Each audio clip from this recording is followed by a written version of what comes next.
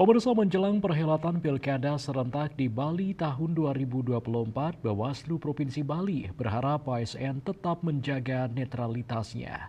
Bila mana seorang ASN melakukan pelanggaran, maka sanksi yang dikenakan kepada ASN sangat berat. Netralitas ASN sangat dibutuhkan agar Pilkada serentak di Bali bisa berjalan lancar.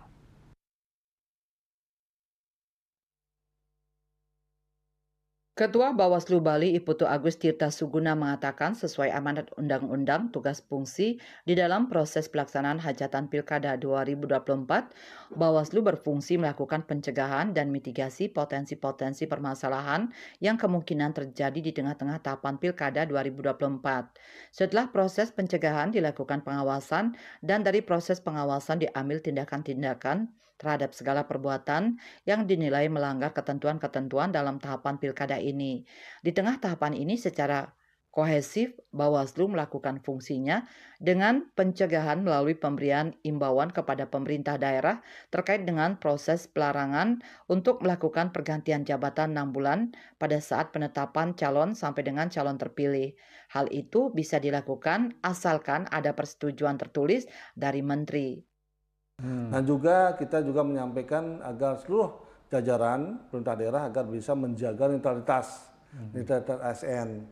Jadi ini menjadi prioritas bagi kita di tengah-tengah hajatan pilkada ini, betul-betul ASN itu betul-betul tegak lurus dalam menjalankan tugas fungsinya. Nah, itu yang sudah kita lakukan, dan tahapan-tahapan pilkada yang sedang berjalan ini adalah terkait dengan proses pemutiran data pemilih. Jadi pemutiran data pemilih ini sedang kita awasi dan sudah berjalan proses-proses ini.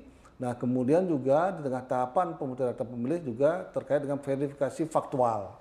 Verifikasi faktual untuk bakal calon perseorangan.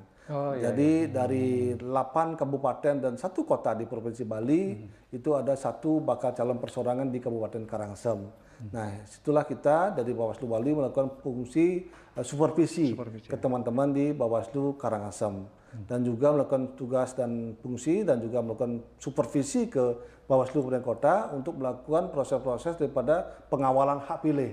Jadi kita mengawal hak pilih para pemilih yang memang betul-betul sudah memenuhi syarat sebagai pemilih.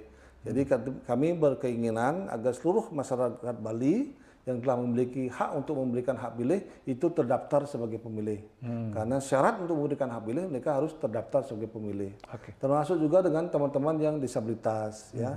Jadi hal-hal inilah yang perlu kita kawal sehingga betul-betul kita berharap data pemilih khususnya ini betul-betul lebih valid, lebih akurat daripada pemilu yang sebelumnya.